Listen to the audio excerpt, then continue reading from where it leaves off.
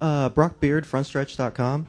I had a question about, since now we've worked through this first part of the season and we've been to one of all the different kinds of tracks with the rear spoiler, and now we're going with the rear spoiler at the road course.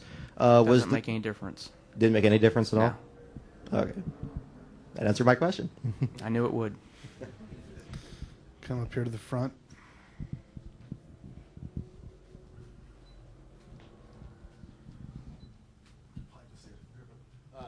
Mark Milton from Sun FM here in town. It seems like the road course driving issue is it seems like it's an issue of compromise. If you want to become a great oval racer, it seems like you can't practice road course racing.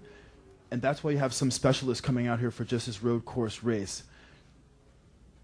Do you have to kind of compromise practicing being a road course driver in order to become an oval racer? And does that make courses and races like this in Watkins Glen kind of a drag for some drivers? I mean, I think it depends on, if you want to be an oval racer, you go oval racing. If you want to be a road course racer, you go road course racing. The cool thing about our series is we add 2 road course races to the schedule, which I like. I mean, I've always enjoyed it. I don't think it's a matter of, it's a lot of it's just logistics. I mean, we don't have a lot of time to spend. You got to think about the percentage of time that you spend at the racetrack, and 36 races that we run a year, we run on an oval. Twice we run on a road course. So how much time would you spend on the road course races for 2 shows that aren't in the chase? So that's why you see it that way. Tony, Mike Finnegan, Infineon Raceway. Being that you've been here several years, what seems to be the hardest section of the track for you to negotiate, or just try to say, I just can't get that nailed down yet? I think every year it changes. It seems like as the technology changes, you always end up fighting a different spot on the racetrack. It seems like from the time that we leave till the time we come back, we work on a certain area and try to make it a little better there because that's where we felt like we were weak. And then you come here and then it's a different quarter that you're struggling with. So I'm not sure that it's ever just one particular section or one particular corner of the track. I mean, you're always looking and saying, where am I the weakest? And you try to work on that. And then when you get that fixed, there's even if you've picked everything up, there's still a corner that's your weakest corner, then you go to work on that one. So you just focus on whichever one it is that particular weekend. I mean, the conditions change, the technology changes, everything changes, and so you're constantly in a stage of having to adapt to it.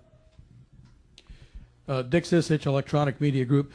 Tony, is the change between qualifying setup and race setup more on a road course than it is on an oval? And if so, how big is that difference?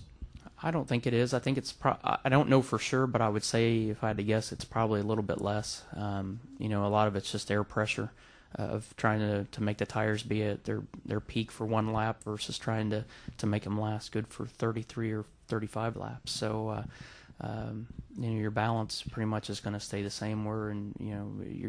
You're not going to make up the big differences like you would make up on an oval in 2 corners. So I don't think it's that much different, really. So it's not as critical.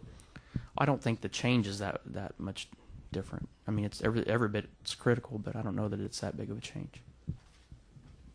Jay Hardy, High Sports again.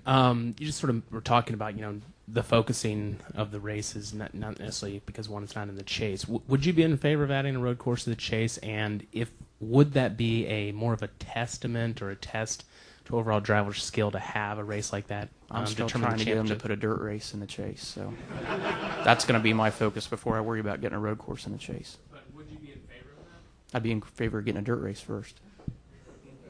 I don't care. It doesn't matter.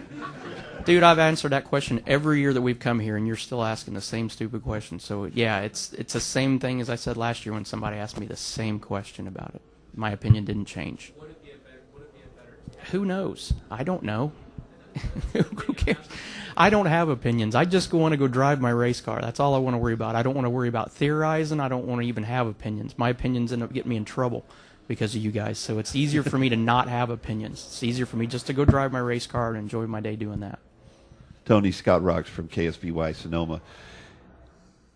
As a car owner, when do you have to step back if your technicians are telling you, we've got to do this and we have to do that, and you're going, no, I'm not opening the purse up to that this time? When do you draw the line between when your crew's telling you we have to do something and being a team owner?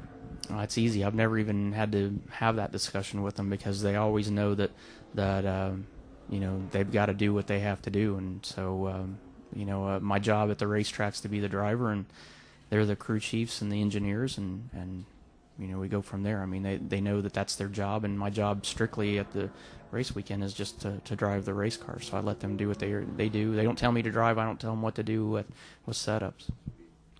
We'll check upstairs one last time. Any questions? No question. All right. Last question over here.